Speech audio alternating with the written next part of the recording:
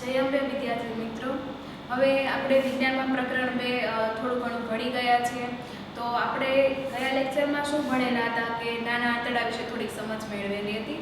તો નાના આંતરડામાં ખોરાકની શું પ્રક્રિયા થતી હતી, ખોરાકનું શું થતું હતું. તો આપણે એમ જોયેલું હતું કે નાના આંતરડાની અંદર ખોરાક આવે છે તો એની અંદર શું ભળેલું છે, પાચક રસો ભળેલા છે. ક્યાંથી ભળેલા છે? થોડાક સ્વાદુપિંડમાંથી આવેલા છે, થોડાક પિત્તાશયમાંથી આવેલા છે, થોડાક યકૃતમાંથી આવેલા છે. અને આ બધા પાચક રસોએ શું કરેલો છે કે જે ખોરાકનું વિઘટન કરી નાખ્યું છે. પણ હવે પછીનો નાના આંતરડામાં જવાનું છે ખોરાક, તો ત્યાં શું થવાની છે? ત્યાં ક્રિયા શું થઈ હતી કે જે વિઘટન નથી પામેલો ખોરાક, જે જટિલ અવસ્થામાં જ રહેલો છે. તો અહીંયા નાના આંતરડામાં જ્યારે ખોરાક આવવાનો છે તો નાના આંતરડામાં એવી રીતે કઈ રચના હશે, શું થશે ત્યાં ખોરાકનું? તો ત્યાં આપણે શું થતું હતું કે ખોરાક જેવો નાના આંતરડાની અંદર આવે ત્યારે ખોરાકના જે જટિલ પદાર્થો છે તો એનું પાચક રસ દ્વારા વિઘટન થઈ જતું હતું. તો કઈ રીતે કે નાના આંતરડાની અંદર દિવાલ છે એમાંથી પાચક રસનો સ્ત્રાવ થતો હોય. તો પાચક રસના જે સ્ત્રાવથી ખોરાકનું શું થઈ જાય છે, વિઘટન થઈ જાય છે. તો ત્યાં સુધી આપણે ભણેલું હતું. હવે આગળ જોવાનું છે કે નાના આંતરડામાં શોષણ. તો આ ટોપિક શું કહેવા માંગે છે તો એ આપણે જોઈએ. તો આ ટોપિકમાં નાના આંતરડામાં શોષણ. તો નાના આંતરડામાં ખોરાક આવી ગયો છે, પાચક રસ દ્વારા વિઘટન એનું થઈ ગયું છે. તો વિઘટન થઈ ગયું પછી ખોરાક ક્યાં જશે, એટલે કઈ રીતે કે ખોરાક છે એનું જટિલ સ્વરૂપમાં હતું, જે પછી અમુક એવો પદાર્થ હશે જટિલ અવસ્થામાં હશે, એનું સરળ અવસ્થામાં કઈ રીતે રૂપાંતર થશે, તો સરળ સ્વરૂપમાં પાચક રસો દ્વારા વિઘટન થવાનું છે. તો એ જે વિઘટન થઈ ગયું અને સરળ સ્વરૂપમાં તમારો ખોરાક બની ગયો છે. હવે એ જે ખોરાક સરળ સ્વરૂપમાં છે તો એ ખોરાક ક્યાં જશે, આગળ ક્યાં વધવાનો છે? તો આગળ તો કંઈ નહીં વધે, પણ નાના આંતરડાની અંદર જ એનું શોષણ થઈ જવાનું છે. એટલે શું, નાના આંતરડાની અંદર સમાઈ જવાનું છે. તો એને શું કહેવાય, નાના આંતરડામાં શોષણ. તો ખોરાક છે એ કઈ રીતે શોષણ થશે, એના માટે શું જવાબદાર છે? તો નાના આંતરડાની અંદર એવી તે કઈ રચના આવેલી છે ત્યાં એનું શોષણ થઈ જવાનું છે. તો એ વસ્તુ આપણે સમજવાની છે. તો આ જે મેં આકૃતિ દોરેલી છે તો આપણે થોડો ઘણો તો અંદાજ આવી ગયો છે કે જે બહારનો ભાગ છે એને આપણે મોટું આંતરડું કહીશું, પછી જે અંદરનો ભાગ છે નાનું આંતરડું છે. તો આ વસ્તુ તમને ખબર છે. તો ખોરાક કઈ રીતે આવે છે, ખોરાક ઉપરથી આવશે, ક્યાંથી કે જઠરમાંથી જે ખોરાક હશે, જે અર્ધપાચક ખોરાકથી નાના આંતરડામાં આવ્યો એટલે અંદરની સાઈડ આવી જશે, બરોબર. હવે ખોરાકનું અહીંયા શું થવાનું છે, ખોરાકનું અહીંયા પાચન થવાનું છે. જેટલા ખોરાકના ઘટકો બાકી છે, કેવા જટિલ પદાર્થો જેટલા બાકી છે, બધાનું પાચન ક્યાં થઈ જવાનું છે, નાના આંતરડાની અંદર. પછી પાચન થઈ જાય પછી એનું શોષણ થવાનું છે. જે શોષણની ક્રિયા છે એ વસ્તુ આપણે સમજવાની છે. તો અહીંયા છે ને નાનું આંતરડું છે, તો એનું મેં અહીંયા ઝૂમ કરીને આકૃતિ દોરેલી છે. આવી રીતે આવી નળી આવેલી કે નહીં નાના આંતરડાની અંદર.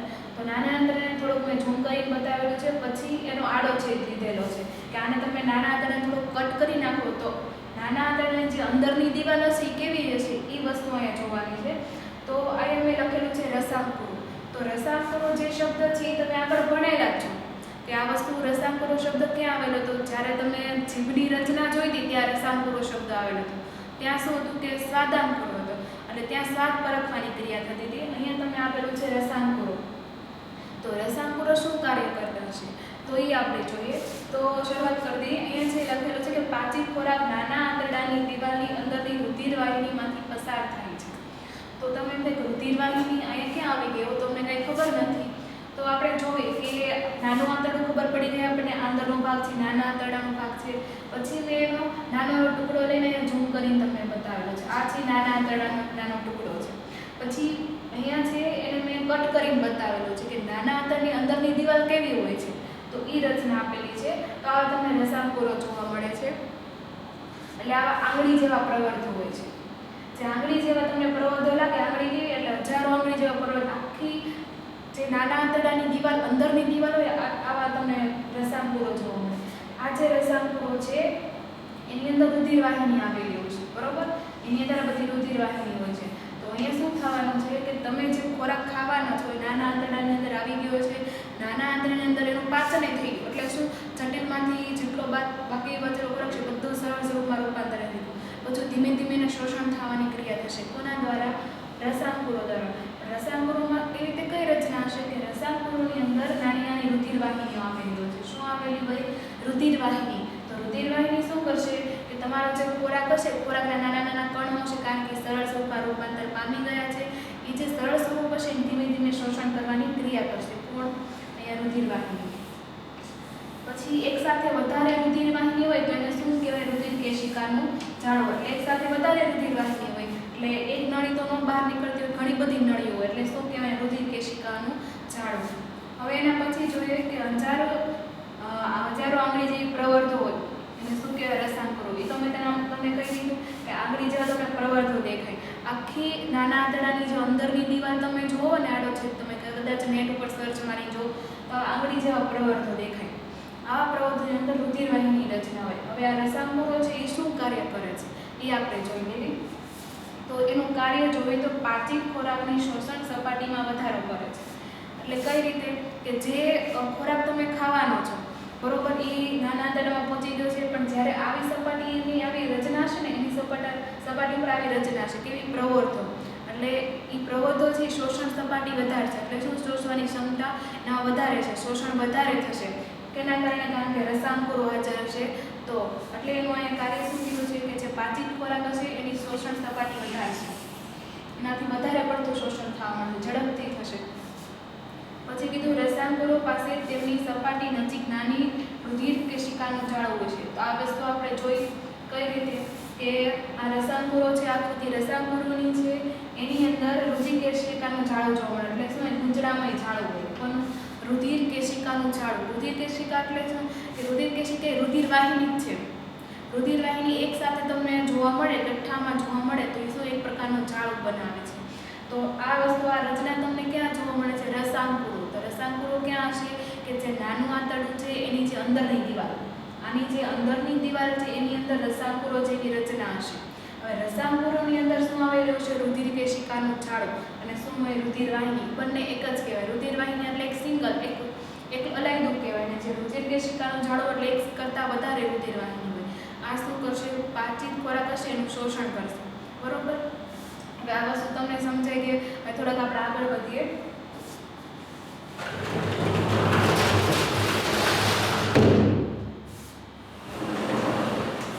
આવી રીતે રસાંકુરો છે એ પાચિત ખોરાકનું શોષણ કરે છે. તો શોષણ કઈ રીતે થાય તમને સમજાયું નાના આંતરડાની અંદર કે નાના આંતરડામાં રસાંકુરો નામની જે રચના આવેલી છે એના દ્વારા જ ખોરાકનું પાચન થવાનું છે, પાચન થઈને શોષણ થવાનું છે. હવે રુધિરવાહિની. તો રુધિરવાહિનીમાં એ શબ્દ છે શું કહેવા માંગે છે કે શોષાયેલો ખોરાક રુધિરવાહિની મારફતે શરીરના વિવિધ અંગો સુધી પહોંચે છે. હવે આ કઈ રીતે થશે તો એ આપણે જોઈએ. અહીંયા મેં આકૃતિ છે પહેલાં જે આગળ દોરી લીધી એની જેવી જ છે. તો એ વસ્તુ આપણે સમજીએ કે નાના આંતરડાની અંદર ખોરાક આવી ગયો છે, એનું પાચન થઈ ગયું. પાચન કોના દ્વારા થયું છે? પાચક રસો દ્વારા. નાના આંતરડાની અંદર જે પાચક રસો છે ખોરાકનું તે નાના નાના સ્વરૂપમાં રૂપાંતર કરી દીધું એટલે સુંદર ખોરાકનું પાચન થઈ ગયું. પછી શોષણ થવાનું છે. શોષણ ક્યાં થશે? કે નાના આંતરડાની અંદર રસાંકુરો જેવી રચના આવેલી છે. રસાંકુરો એટલે શું થાય કે નાના આંગળી જેવા પ્રવર્ત, આપણા આંગળી આકાર હોય, આંગળી તમને જેવી તમને દેખાય છે એવા જ નાના નાના પ્રવર્તોની રચના હોય છે. તો એ પ્રવર્તો છે એની અંદર રુધિરવાહિની આવેલી હોય છે. તો તમારો જે ખોરાકના કણો છે ક્યાં છે? આની આજુબાજુ હશે. બરોબર.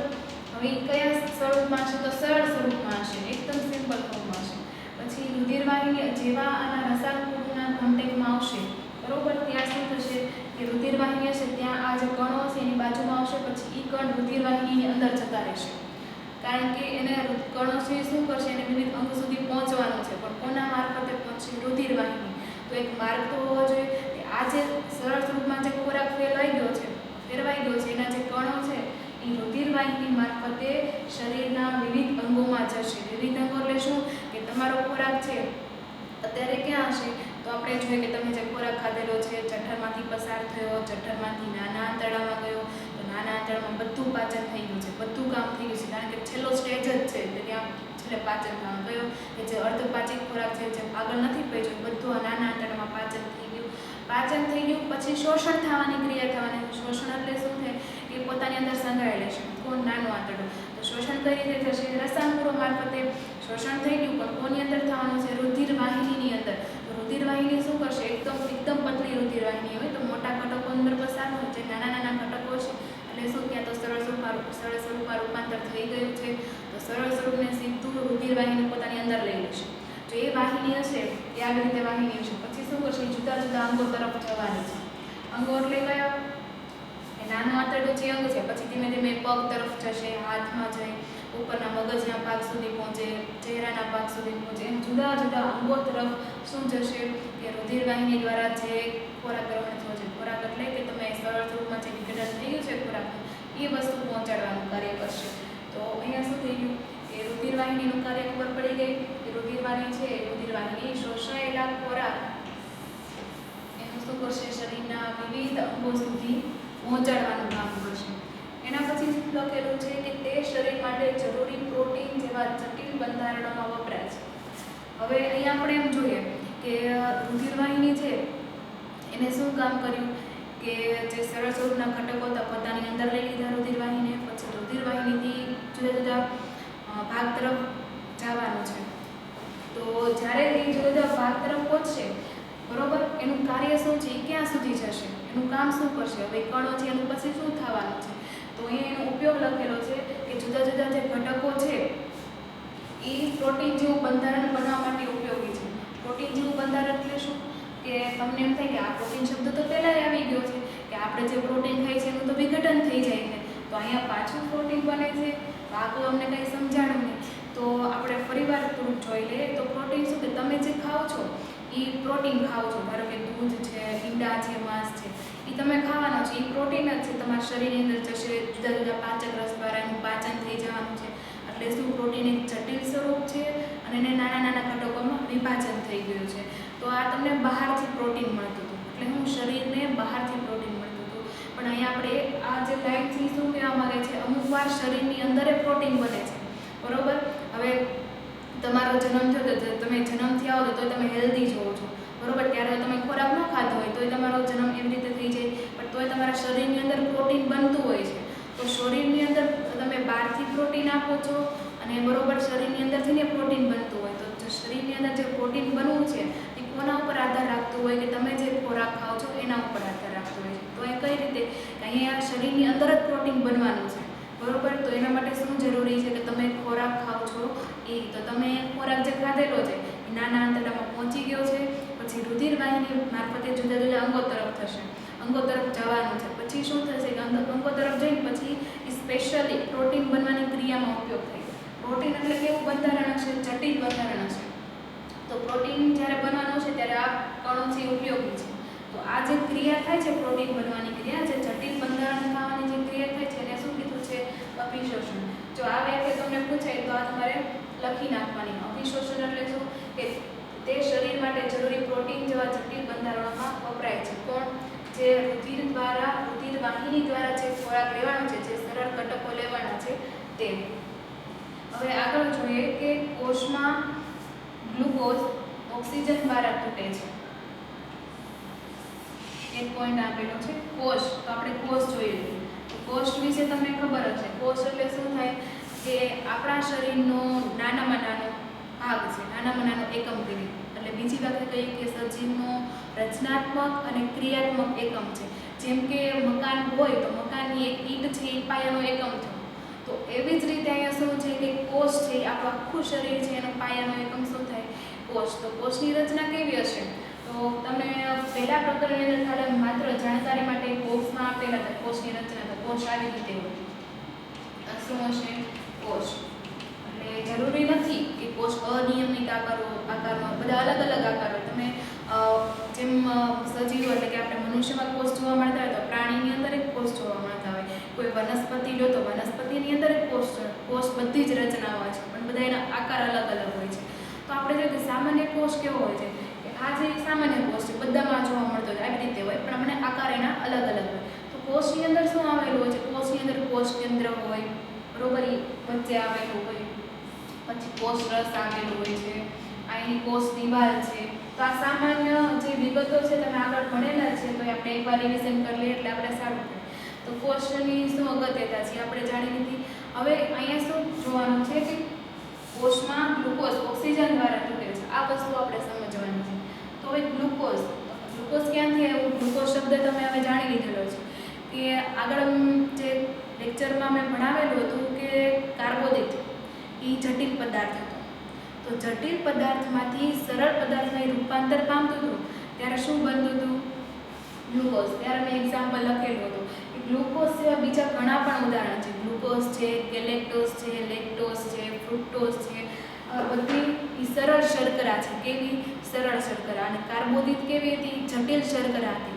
જટિલ શર્કરામાંથી એનું પાચન થઈ જશે અને કેવા સ્વરૂપમાં રૂપાંતર થતું હતું? સરળ સ્વરૂપમાં.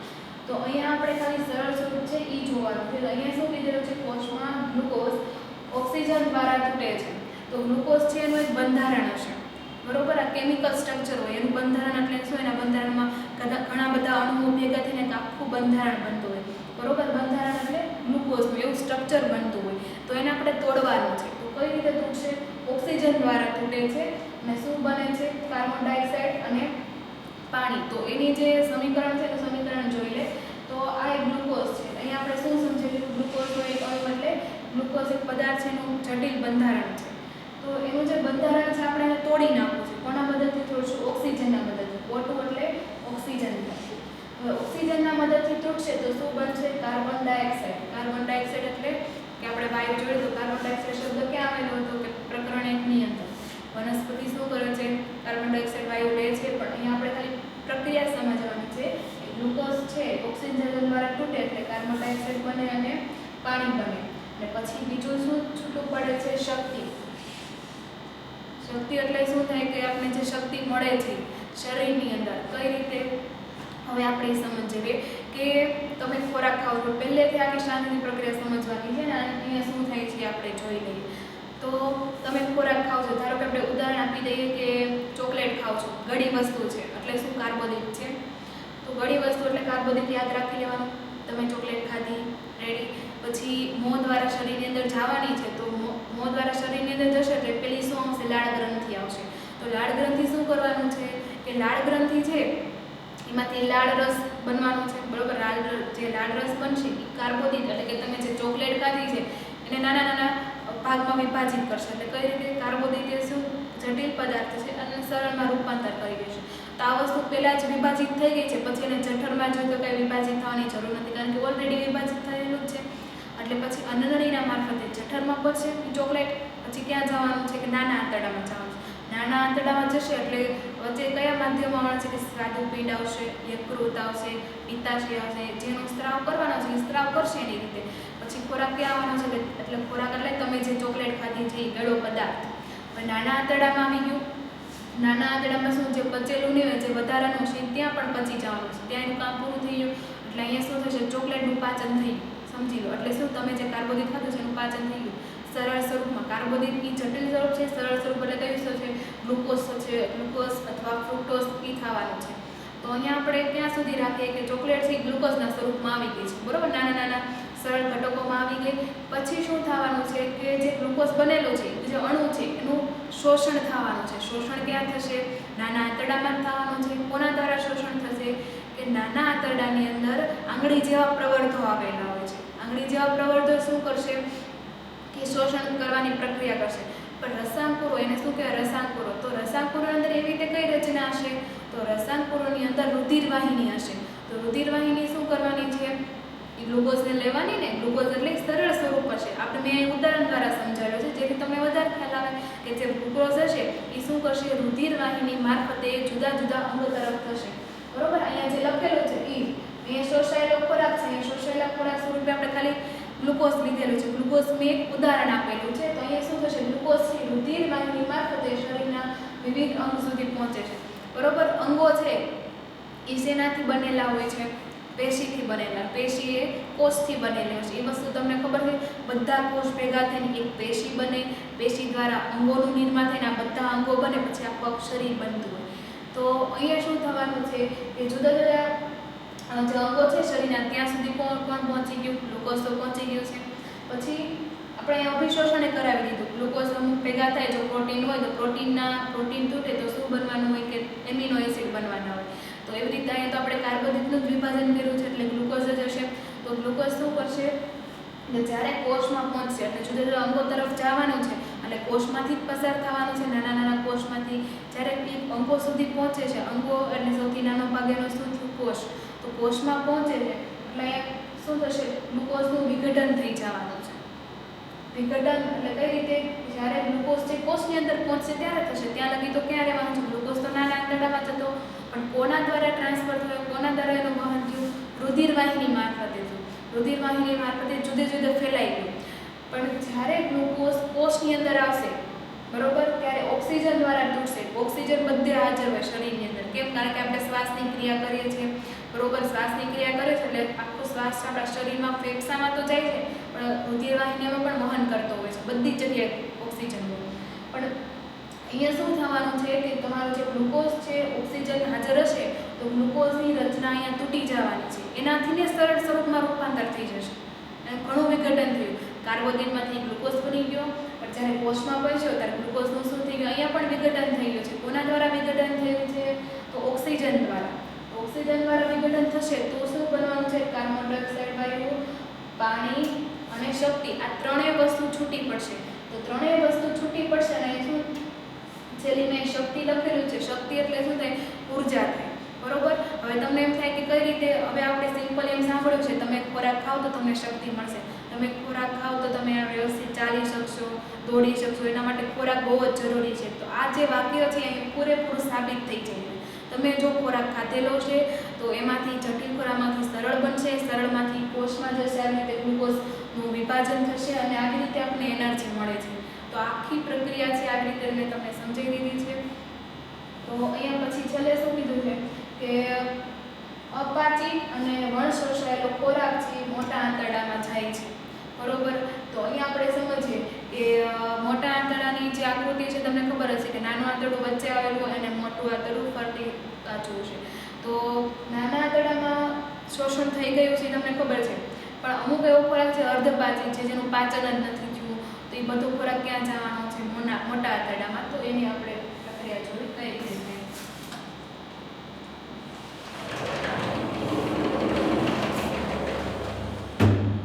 તો આકૃતિ છે મોટા આંતરડાની, હવે તો બધાને ખબર જ હશે. તો આ ફરતી કોષ છે મોટું આંતરડું છે, વચ્ચે શું આવેલું છે? નાનું આંતરડું. હવે આ નાનું આંતરડું છે, આના મોટું આંતરડું છે, આ વચ્ચે છે ને એના ભાગ છે જોડાયેલો અધ્યાંત્ર કહેવાય. પણ આ અધ્યાંત્ર વિશે તમને અત્યારે સમજ નથી મેળવવાની, ખાલી તમારે નામ યાદ રાખવાનું છે કે કઈ રીતે જોડાયેલો હોય છે.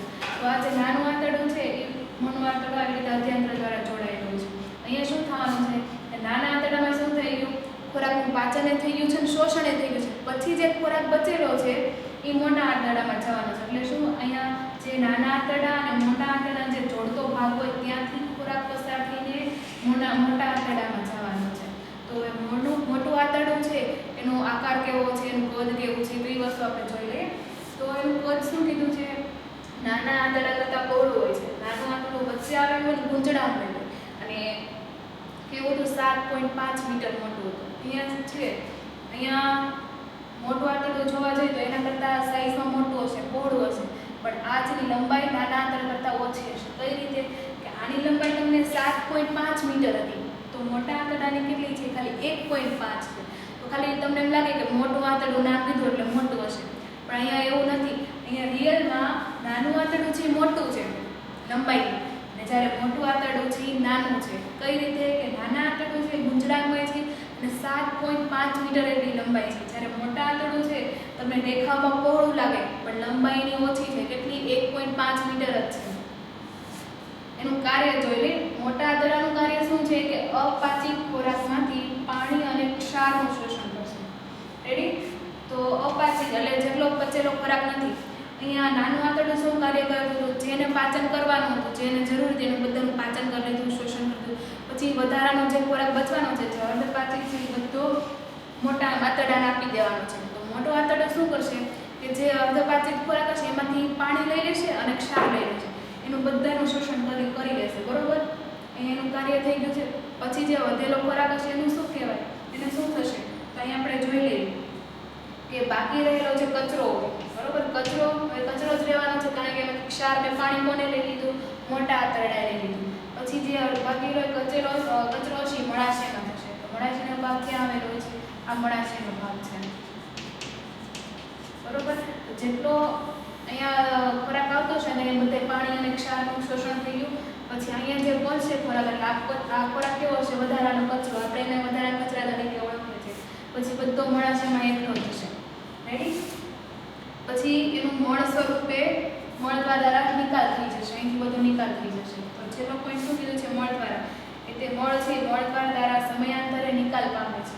તો જે સમયાંતરે નિકાલ પામે છે તો એને શું કહેવાય? મળત્યાગ. તો આ વ્યાખ્યા તમને પૂછે તો તમારે શું કરવાનું? એના માટે આ બુકમાં લખી નાખવાનું છે આ વસ્તુ.